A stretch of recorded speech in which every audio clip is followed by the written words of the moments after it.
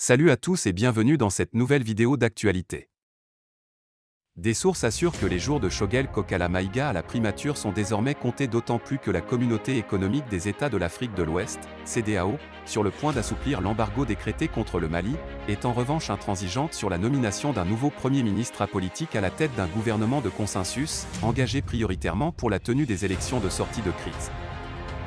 De nombreux observateurs de la scène politique sous-régionale ont acquis la certitude que le sommet de ce 4 juin 2022 de la Communauté économique des États de l'Afrique de l'Ouest, CEDEAO, à Accra, au Ghana, débouchera sur le retour en grâce du Mali au sein de l'organisation sous-régionale.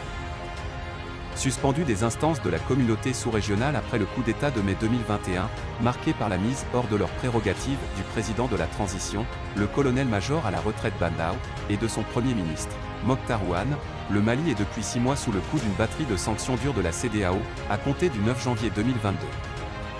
La transition, entamée en septembre 2020 et devant s'achever en février 2022, soit 18 mois après le renversement par l'armée du président Ibrahim Boubacar Keïta, le 18 août 2020, la CEDEAO pressait les autorités de lui communiquer un chronogramme pour la tenue des élections de fin de transition, excipant qu'un tel régime n'a pas vocation à s'éterniser au pouvoir.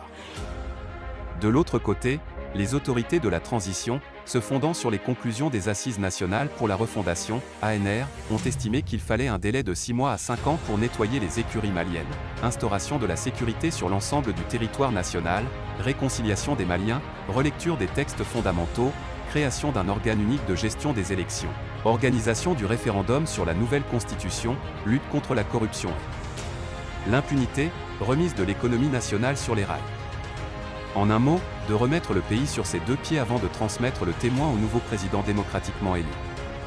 Des ambitions somme toute herculéennes. Avec deux grilles de lecture de la situation diamétralement opposées, ce qui devait arriver arriva. Irrités, les chefs d'État de la CEDEAO, réunis en session consacrée au Mali, le 9 janvier courant, ont planté la banderille, fermeture des frontières aériennes et terrestres du Mali avec les États membres de la CEDEAO, excepté la Guinée-Conakry, interdiction de voyage et gel des avoirs à l'étranger pour le Premier ministre, des membres du gouvernement et du Conseil national de transition, CNT. Gel des avoirs du Mali dans les banques centrales, gel des transactions du Mali, etc. Le bouc émissaire idéal. Parmi toutes les autorités maliennes, le Premier ministre Choguel Kokala Maïga a été celui qui a le plus tenu tête à la communauté internationale. Jusqu'à la tribune des Nations Unies, il n'a pas manqué de dénoncer les « faux amis du Mali », accusant particulièrement la France d'avoir abandonné notre pays, en plein vol, après que le président Macron a décidé unilatéralement de reconfigurer la force Barkhane au Sahel. L'histoire retiendra que c'est sous le gouvernement de Choguel Kokala Maïga que le Mali a initié des mesures diplomatiques draconiennes presque inédites comme l'expulsion de l'ambassadeur de France au Mali, le retrait sans délai des soldats français du sol malien, le retrait de l'autorisation de diffusion au Mali pour Radio France Internationale, RFI, et la chaîne de télévision France 24. Concernant les voisins de la CEDEAO, il y a eu des mesures de réciprocité comme la fermeture des frontières maliennes et le rappel des diplomates maliens en poste dans les États membres de la Communauté économique des États de l'Afrique de l'Ouest. Le temps de l'euphorie passé, il s'agit maintenant d'analyser la situation avec plus de sérénité.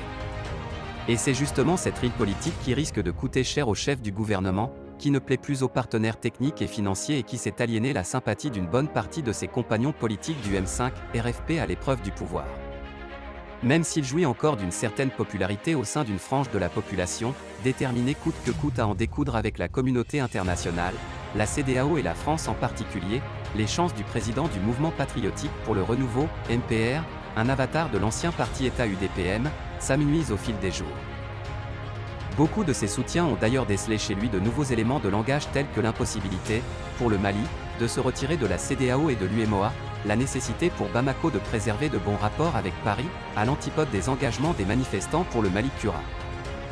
De nombreux observateurs estiment clairement que Choguel Kokala Maïga a joué son rôle d'épouvantail nécessaire à un moment de l'histoire pour effrayer les récalcitrants à la vision d'un Mali digne et jaloux de son indépendance, mais qu'il est temps qu'il cède la place à une personnalité consensuelle capable d'arrondir les angles avec la communauté internationale, de conduire la transition à bon port dans des délais raisonnables à la tête d'une équipe de large ouverture.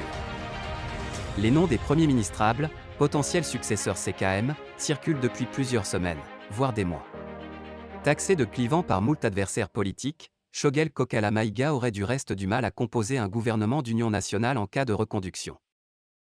Merci d'avoir suivi ma vidéo et n'oubliez pas de vous abonner à ma chaîne.